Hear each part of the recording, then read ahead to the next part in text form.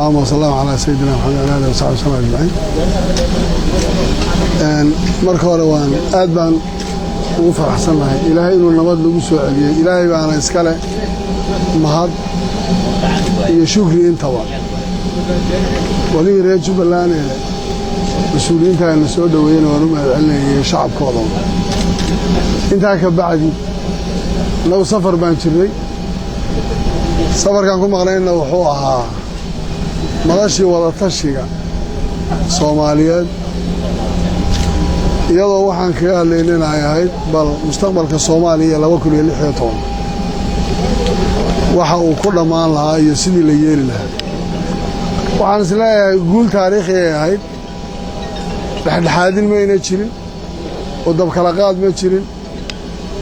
tii aan Kismaayo inuu Kismaayo aan gooshi hore dhignay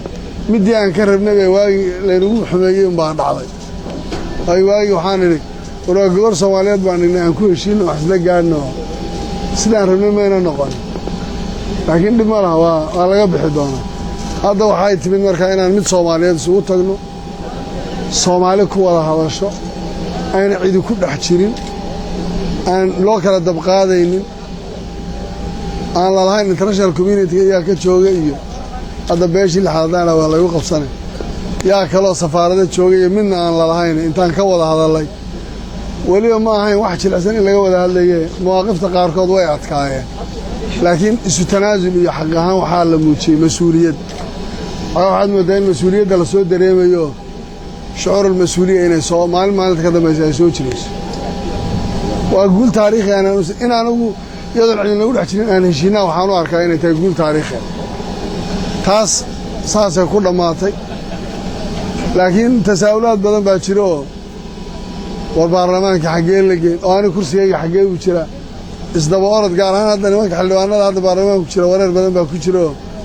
ogaa kuraasiyada waxaad moodaa kuraasiyada tii badan inuu ku jiro laakiin waxa lagu heshiiyay deegaan walba intii wax ku soo wada dhisatay in kuraastooda lagu celiyo lagu soo kala xulo xagga ay la tagaan waxa saakiin la xulayaa waa saado aragteen communique waa baarlamaanka aqalka hoose aqalka sarana wuxuu yaalaa dawlad goboleedyada waa kii isteediyada matala murti waxaan leeyahay waa guul taariikhi oo shacabka Soomaaliyeed soo hoyatay oo macnuhu ahaa inay iyagu tashadaan oo wax isla gaari karaan waanu mahad celinayaa waanu hambalyeynaa mas'uuliyiinta Soomaaliyeed waxaan leeyahay intaas oo ugala sii dhawaataan u baadina hal istaab oo kale arrimaha adag oo kale markii idin la soo gudboonaadaan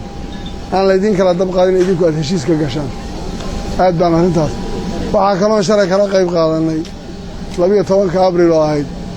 56 guuradii sanad guuradii xoogga dalka Soomaaliyeed baa 60kii xilligii la aasaasay Abriil ragii waqtigaa joogay in badan wax yar baa hadda ka nool laakiin saraakiil iyo rag badan oo ciidankooda hadda way ku jiraan waqtigaas ahay